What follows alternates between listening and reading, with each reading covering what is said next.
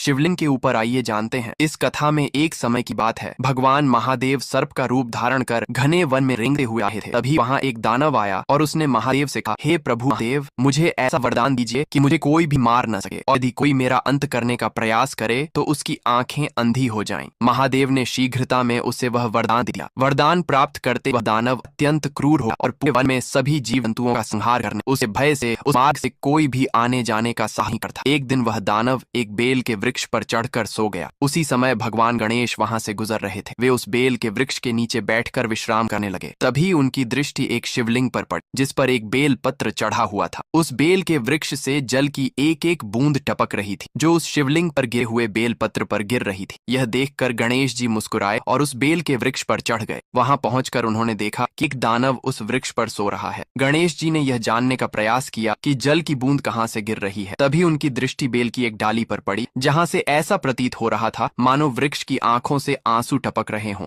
जो शिवलिंग पर स्थित बेल पत्र पर गिर रहे थे। गणेश जी ने अपने नन्हे हाथों से उन आंसुओं को पोंछा और स्नेहपूर्वक कहा, हे माँ, आप क्यों रो रही हैं? तब बेल का वृक्ष बोला, हे पुत्र, मैं इस दानव को स्वयं नष्ट नहीं कर सकता, इसलिए अब यह तुम्हारा कर्तव्य है कि तुम इसका अंत करो। ये सुनकर गणेश जी ने उस दानव वृक्ष से नीचे धक्का दे दिया। दानव क्रोधित होकर उठा और गणेश जी पर आक्रमण करने लगा। वह बोला, मैं तुम्हें अंधा कर दूंगा। तब गणेश जी ने कहा, यह वृक्ष मेरी माता है, समझा तू, और मैं अपनी माता के लिए एक शेर हूँ, जिसे पार करने के लिए तुझे मुझसे गुजरना होगा। यह सुनकर दानव जोर जोर से हंसने लगा और पुनः वृक्ष पर चढ़ने का प्रयास करने लगा। तभी गणेश जी ने उस बेल के वृक्ष में असंख्य कांटे उत्पन्न कर दिए। जैसे ही दानव ने वृक्ष पर अपना पैर रखा, वैसे ही वे कांटे उसे चुभने लगे। उसी क्षण सभी बेल पत्रों में नेत्र प्रकट हो गए, जिनके प्रभाव से दानव चक्र में फंस गया और उसका अंत हो गया। इसके बाद गणेश जी उस बेलपत्र को अपनी पीठ पर बैठाकर भगवान महादेव और माता पार्वती के पास ले गए। महादेव और माता पार्वती ने उस बेलपत्र को श्रद्धा से अपने मस्तक से लगाया।